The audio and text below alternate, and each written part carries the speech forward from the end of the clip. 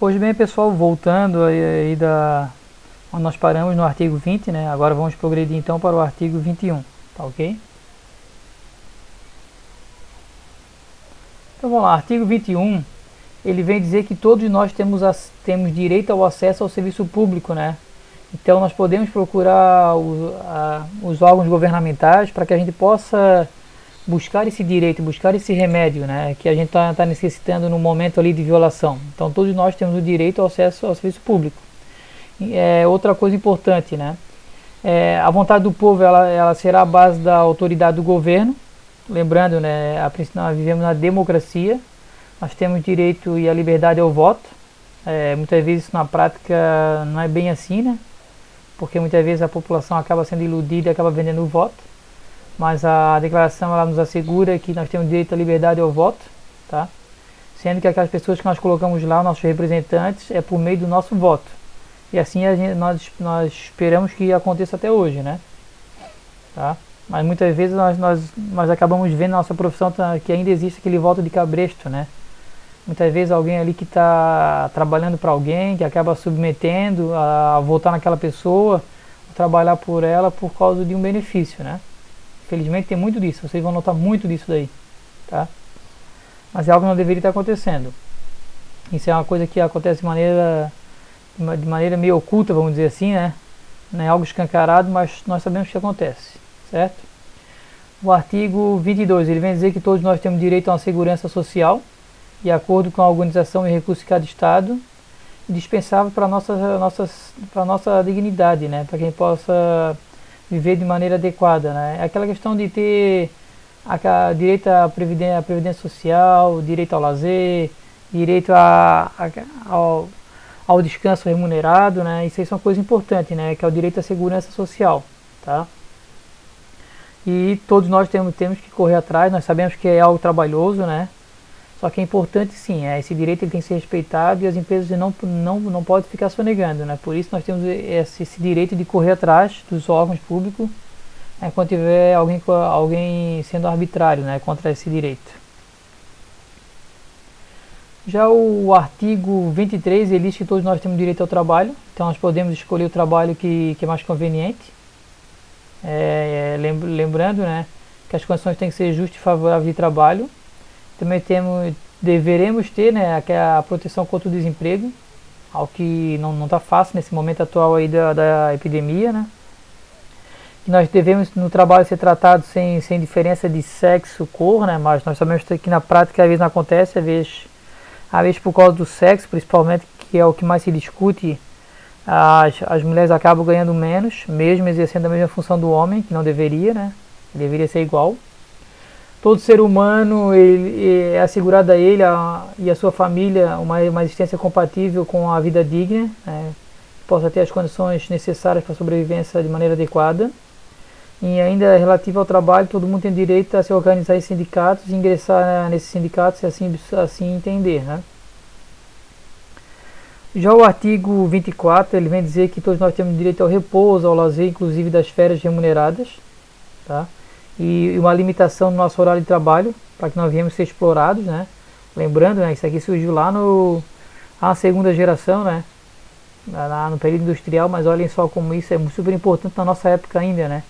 Ter o direito ao repouso e lazer, inclusive remunerado, questão das férias, um limite razoável de trabalho, isso é super importante, porque esse mundo selvagem que nós vivemos aí capitalista, nós sabemos que muitos países não respeitam essa condição, né?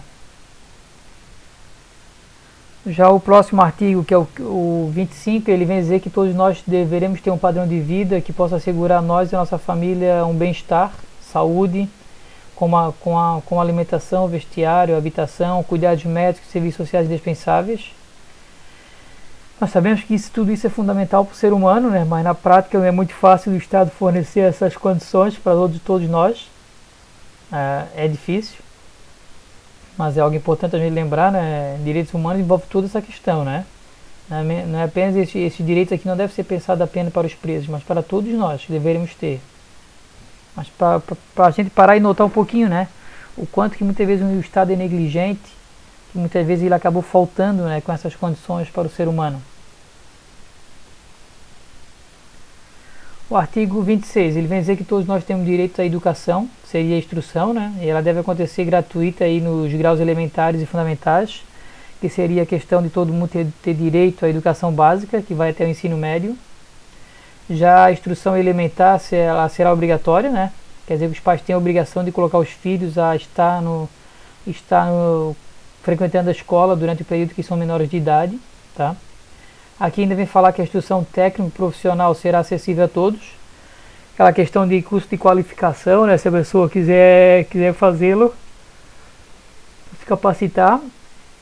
Já vem dizer que a questão da instrução superior ela é baseada por mérito, né? Seria a questão de provas e títulos, né? Para que a gente pudesse adquirir a vaga para frequentar, né?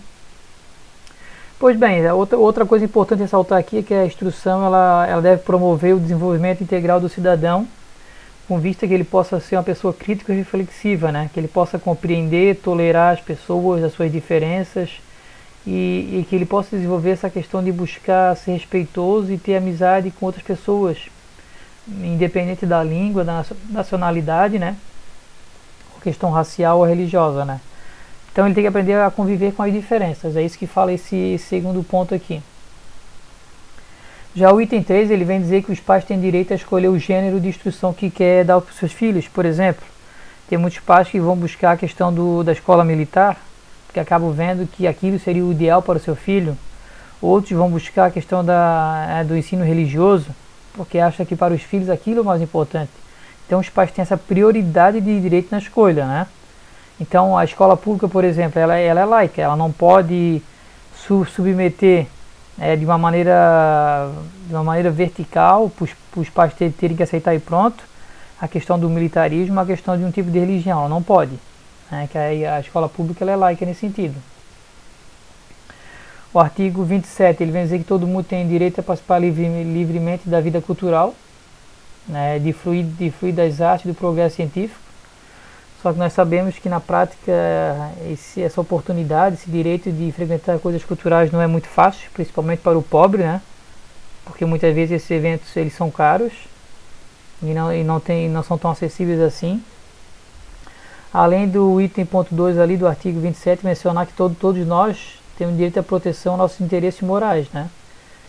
Ou seja, aquela nossa produção científica, né, nós temos um direito sobre aquilo. Se foi nós que inventamos aquela produção artística, literária, científica, as pessoas simplesmente não podem pegar a nossa produção e utilizá-la como bem entender, né? Nós temos esse direito, né, porque foi algo nosso, ele é decorrente da nossa produção. O artigo 28, ele vem dizer que todos nós temos direito a liberdades estabelecidas na declaração plenamente realizado, ou seja, direito a uma ordem social e internacional, em que os direitos e liberdades estabelecidos na presente declaração possam ser plenamente realizados, né? É ter direito de respeitar os direitos que ele possui, né? Como indivíduo, certo? Aqui, conforme a declaração, ela nos coloca. O artigo 29 diz que nós temos os nossos deveres para com a comunidade, que é a questão da cidadania, né?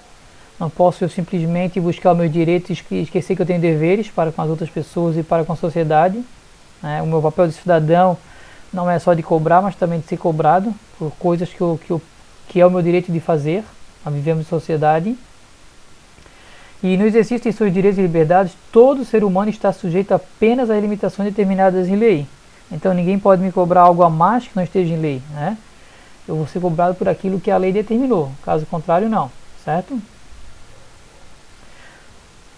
Pois bem, o artigo 30 ele vem mencionar que nenhuma disposição dessa declaração ela pode ser interpretada de uma maneira que venha destruir qualquer pessoa ou qualquer direito, né? Tem uma interpretação diferenciada no sentido que venha, em vez de atribuir um direito para alguém, que é uma garantia, né, estabelecida na declaração, muitas vezes interpretada de uma maneira que vem dizer que um determinado povo, uma determinada pessoa não tem direito.